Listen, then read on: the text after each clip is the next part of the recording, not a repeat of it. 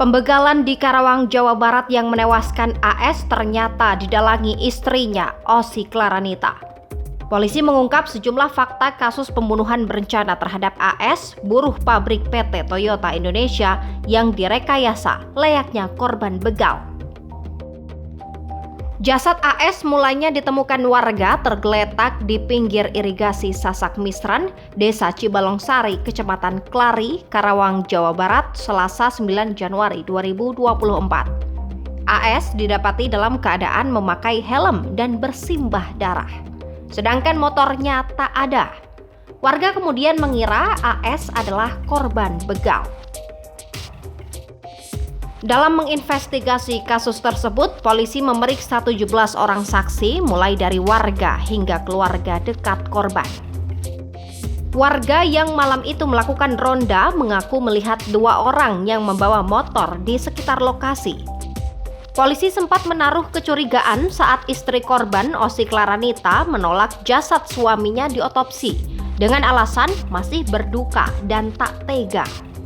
Osi bahkan sempat histeris dan menangis saat menolak otopsi. Sebanyak 27 CCTV di jalur jalan sepanjang 3 km dari sekitar rumah korban hingga lokasi kejadian diperiksa polisi.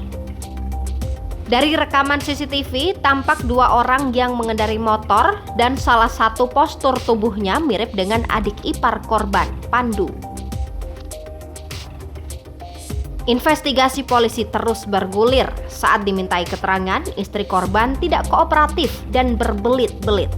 Namun, usai polisi mencocokkan data olah TKP, akhirnya polisi menetapkan 3 tersangka kasus pembunuhan AS pada 14 Januari 2024, yakni Osi dan adiknya Pandu. Polisi juga menetapkan RZ sebagai tersangka yang kini berstatus buron. RZ merupakan eksekutor pembunuhan. RZ dibayar dengan uang tunai 1,5 juta rupiah dan 1 unit sepeda motor milik korban. RZ kemudian melarikan diri keluar kota dan membawa motor tersebut. Polisi menyebut motif Osi tega mendalangi pembunuhan suaminya lantaran sakit hati dan juga persoalan ekonomi. Hubungan rumah tangga Osi dan korban disebut sering terjadi percekcokan lantaran permasalahan ekonomi di mana korban mulai membatasi nafkah kepada tersangka. Selain itu, polisi menyebut Osi menginginkan status janda mati sebagai cara untuk keluar dari jerat ekonomi. Osi berpikiran jika korban diceraikan, maka harta benda tidak bisa dibagi lantaran ada kesepakatan.